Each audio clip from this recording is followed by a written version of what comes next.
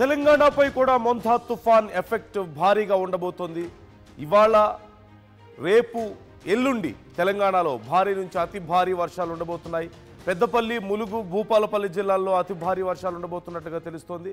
అలాగే నిర్మల్, నిజామాబాద్, భద్రాద్రి కొత్తగూడెం, ఖమ్మం, నల్గొండ, సూర్యాపేట, మహబూబాబాద్, వరంగల్, హన్మకొండ, యాదాద్రి, భువనగిరి, వికారాబాద్, సంగారెడ్డి, మెదక్, కామారెడ్డి, నాగర్ కర్నూలు జిల్లాల్లో భారీ వర్షాలు ఉండబోతున్నట్లుగా తెలుస్తోంది.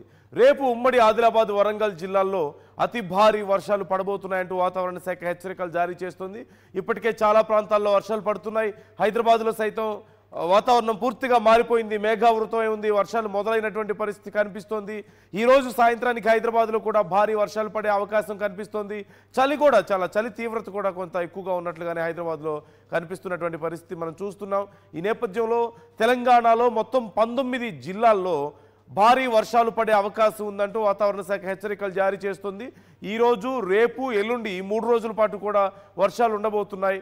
జాగ్రత్తగా ఉండాల్సిన అవసరం ఉంది. అవసరమైతే తప్ప బయటికి రావద్దంటూ అధికారులు హెచ్చరిస్తున్న పరిస్థితి మనకు కనిపిస్తుంది. పవన్ మనతో జాయిన్ అవుతున్నారు, మా ప్రతినిధి. పవన్ అడిగి మరిన్ని డీటెయిల్స్ తెలుసుకుందాం. పవన్, తెలంగాణ మీద మోంతా తుఫాన్ ఎఫెక్ట్ ఏ విధంగా ఉండబోతోంది? అధికారుల హెచ్చరికలు ఎలా ఉన్నాయి? తీవ్రం అవుతా ఉంది. సో ఇది మంగళవారం రాత్రికి కాకినాడ దగ్గర తీరం దాటే అవకాశం ఉందంటూ కూడా వాతావరణ శాఖ తెలపడం జరిగింది. ఈ తుఫాన్ కారణంగా ఆంధ్రప్రదేశ్ లోని కాకినాడ, కృష్ణా, నెల్లూరు సహా పలు జిల్లాలకు రెడ్ అలర్ట్ అయితే జారీ చేశారు. అటు తెలంగాణలోనూ పలు జిల్లాలకు భారీ వర్షాలు పడతాయంటూ కూడా వాతావరణ శాఖ అయితే వెల్లడించడం జరిగింది. సో బంగాళాఖాతంలో ఏర్పడిన మోంతా తుఫాను మరింత తీవ్ర రూపం దాల్చింది. ఇది ప్రస్తుతం నైరుతి పశ్చిమ మధ్య బంగాళాఖాతంలో కేంద్రీకృతం అయ్యింది. గడిచిన 3 గంటల్లో గంటకు 13 నుంచి 18 కిలోమీటర్ల వేగంతో పశ్చిమ వాయువ్య దిశగా కదులుతా ఉన్నాయి ఇవన్నీ ఋతుపవనాలు కూడా. సో ఈ మోంతా తుఫాన్ ఎఫెక్ట్ అయితే భారీగా ఏపీలో చూస్తా ఉన్నారు. దీని ఎఫెక్ట్ తెలంగాణ మీద కూడా ఉంటుందంటూ కూడా చెప్తా ఉన్నారు. సో తెలంగాణ ఇవాళ, ఎల్లుండి భారీ వర్షాలు కురిసే అవకాశం ఉంది. పెద్దపల్లి, ములుగు, భూపాలపల్లి జిల్లాలో అతి భారీ వర్షాలు కురిసాయంటూ కూడా చెప్తా ఉన్నారు. అండ్ అదేవిధంగా నిర్మల్, నిజామాబాద్, భద్రాద్రి కొత్తగూడెం, ఖమ్మం జిల్లాలో కూడా తేలికపాటి వర్షాలు కురుస్తాయని కూడా చెప్తా ఉన్నారు. అండ్ అదే విధంగా ఏదైతే ఈ తీర ప్రాంతానికి దగ్గరగా ఉంటాయి, ఏవైతే ఉన్నాయి నల్గొండ, సూర్యాపేట, మహబూబ్ నగర్, ఏదైతే ఏపీకి దగ్గరగా ఉంటాయి, ఏపీ బార్డర్ కి చెరువులో ఉంటాయి కాబట్టి వీటికి కూడా భారీ వర్షాలు కురుస్తాయని కూడా చెప్తా ఉన్నారు. ఎందుకంటే నల్గొండకి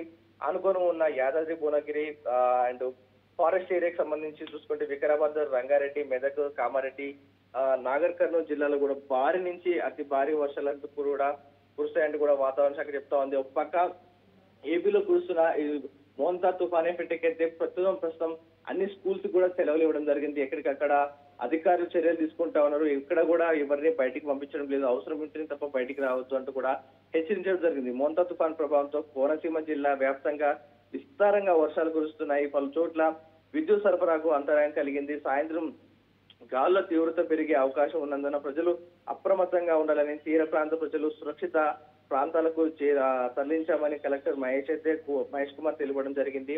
సో ఇదే ఎఫెక్ట్ మన తెలంగాణపై గత రాత్రి నుంచి కూడా చూపిస్తా ఉంది. గత 2 రోజుల నుంచి కూడా వాతావరణం అంతా కూడా చల్లటి వాతావరణంగా మారిన వేళలో నిన్న రాత్రి నుంచి కూడా వర్షాలు అయితే కురుస్తా ఉన్నాయి. ప్రస్తుతానికి తేలికపాటి వర్షాలు అయితే కురుస్తా ఉన్నాయి.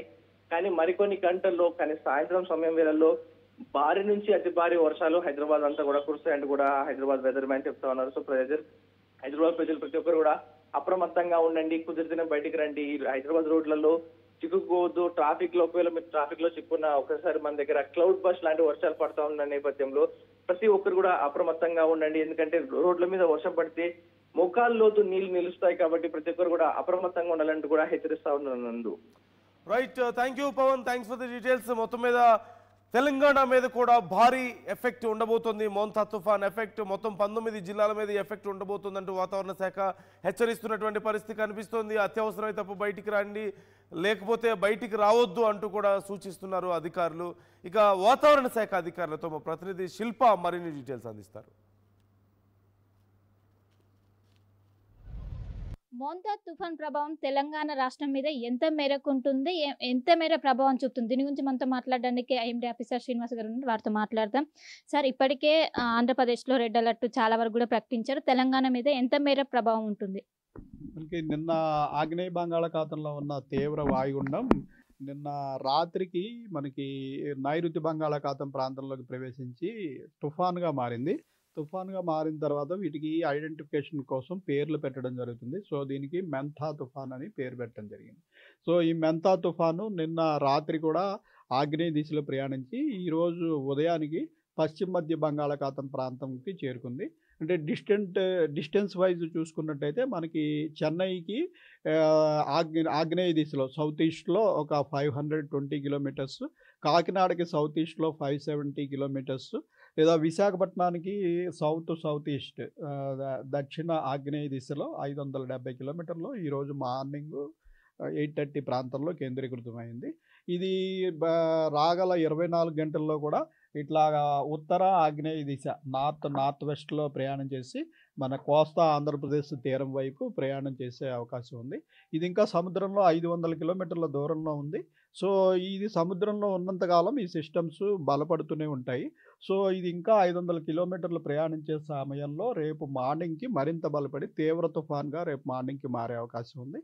అటు పిమ్మట ఈ తీవ్ర తుఫాన్గాన రేపు సాయంత్రం కానీ రాత్రి కానీ మనకి కోస్తా ఆంధ్ర తీరంలో మచిలీపట్నం నుంచి కళింగపట్నం మధ్యలో ఇంచుమించు కాకినాడ సమీపంలో తీరం దాటుతుందని ప్రస్తుతం మనకి ఇండికేషన్ వస్తుందండి. అంటే తీరం దాటేటప్పుడు పరిస్థితి ఏ విధంగా ఉండబోతుంది? ఇది తీవ్ర తుఫాన్గా తీరం దాటుతుంది కాబట్టి ఈదురుగాలుల ప్రభావం కూడా ఎక్కువ ఉంటుంది. ఈదురుగాలు మనకి గంటకు 90 నుంచి 110 కిలోమీటర్ల వరకు కూడా ఈదురుగాలు ఉండే అవకాశం ఉంది. సో ముఖ్యంగా కోస్తా ఆంధ్రప్రదేశ్లో దీని ప్రభావం చాలా ఎక్కువ ఉంటుంది, అక్కడ క్రాస్ అవుతుంది కాబట్టి. సో కోస్తా ఆంధ్రప్రదేశ్లో యాక్చువల్గా చాలా ప్రాంతాల్లో అతి భారీ వర్షాలు, అత్యంత భారీ వర్షాలు, ఈదురుగాలు ఉంటాయి. ఆ తర్వాత ఇది క్రాస్ చేసిన తర్వాత తెలంగాణకి ఆనుకుని ఇలా వాయువ్య దిశలో ప్రయాణం చేస్తుంది. సో మనకి చూసుకున్నట్టయితే తెలంగాణలో ముఖ్యంగా మనకి ఈ ఈశాన్య జిల్లాల మీద రేపు ప్రభావం ఎక్కువ ఉంటుంది. సో ఈశాన్య జిల్లాలన్నిటికీ మనము అలర్ట్లో పెట్టడం జరిగింది, orange alert, yellow alert. Orange alert చూసుకున్నట్టయితే పెద్దపల్లి, జయశంకర్, భూపాలపల్లి, ములుగు ఆ జిల్లాల మూడింటికి కూడా ఆరెంజ్ అలర్ట్. ఆరెంజ్ అలర్ట్ అంటే ఈ జిల్లాల్లో 12 నుంచి 19 సెంటీమీటర్ల వరకు రెయిన్, అలాగే ఈదురుగాలు 40 నుంచి 50 కిలోమీటర్లు, 50 నుంచి 60 కిలోమీటర్ల వరకు కూడా అక్కడ ఈదురుగాలు కూడా వీచే అవకాశం ఉంది. మిగిలిన ఈశాన్య జిల్లాలన్నింటిలో కూడా ఎల్లో అలర్ట్ పెట్టాము. ఎల్లో అలర్ట్ అంటే అప్ టు 12 సెంటీమీటర్స్ వరకు రెయిన్, అలాగే 30 నుంచి 40 కిలోమీటర్ల ఈదురుగాలు.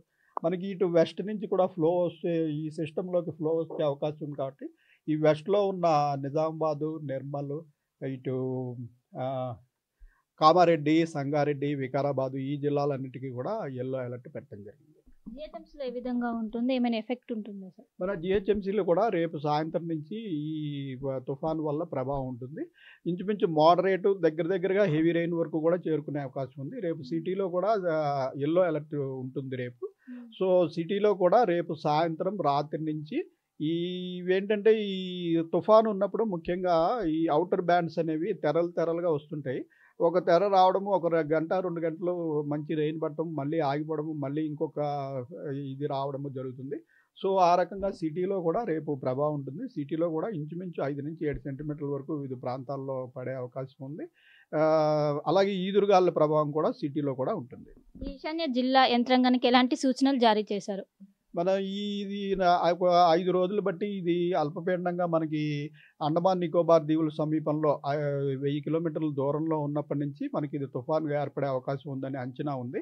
సో అప్పటి నుంచి కూడా రెగ్యులర్గా మనం state disaster management authority special chief secretary గారికి, అలాగే నేషనల్ డిజాస్టర్ మేనేజ్మెంట్ అథారిటీ, జిల్లా పోలీస్ యంత్రాంగాలు, ఈ ఎఫెక్ట్ అయ్యే జిల్లాల కలెక్టర్లు అందరికీను, అలాగే రైల్వేస్, ట్రాన్స్పోర్ట్ డిపార్ట్మెంటు, కమ్యూనికేషన్స్ వీళ్ళందరికీ కూడా అలర్ట్లు రెగ్యులర్గా పంపించడం జరుగుతుంది.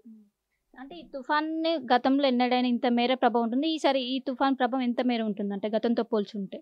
ఈ సీజన్లో ఈ తుఫాన్లు మామూలు పరిణామమే. యాక్చువల్ అక్టోబర్, నవంబర్ నెలలో తుఫాన్కి అనుకూలమైన పరిణామాలు ఉంటాయి. గతంలో కూడా ఈ సమయంలో మనకి 1-2 తుఫాన్లు రావడం అనేది ప్రతి సీజన్లోనూ జరుగుతుంటుంది. సో ఈ తుఫాను తీవ్ర తుఫానుగా దాటుతుంది. ఇంకా అతి తీవ్ర తుఫాను, సూపర్ సైక్లోన్స్ కూడా వచ్చినవి కూడా ఉన్నాయి. సో ఇది ఉన్న వాటిల్లో ఇది కూడా ఒక తీవ్ర తుఫాను తప్పించి ఇది అన్నిటికంటే ఎక్కువ గ్రేడింగ్ మటుకేమీ లేదు అట్లాగా. సో మొత్తం మీద ఇప్పుడు కొనసాగుతున్నటువంటి ఏదైతే తుఫాన్ ఉందో రానున్నటువంటి 24 గంటల్లో తీవ్ర తుఫానుగా కొనసాగి అనంతరం తీరం దాటే అవకాశం ఉన్నట్లు కూడా తెలుస్తుంది. ఇంకోవైపు ఈ తుఫాన్ ప్రభావం అనేది ఈశాన్య జిల్లాల్లో అయినటువంటి జయశంకర్, భూపాలపల్లి, పెద్దపల్లి, ములుగు జిల్లాలకు ఆరెంజ్ అలర్ట్ జారీ చేశారు. 2 రోజుల పాటు రానున్నటువంటి 2 రోజుల పాటు కూడా అలర్ట్ జారీ చేశారు. ఇంకోవైపు డే 3 అంటే 29వ తారీఖు ఆదిలాబాద్, కొమరంభీం, ఆసిఫాబాద్, అదేవిధంగా జయశంకర్, భూపాలపల్లి, ములుగు ఈ జిల్లాలకు ఆరెంజ్ అలర్ట్ జారీ చేశారు. ఇప్పటికే జిల్లా యంత్రాంగం మొత్తం కూడా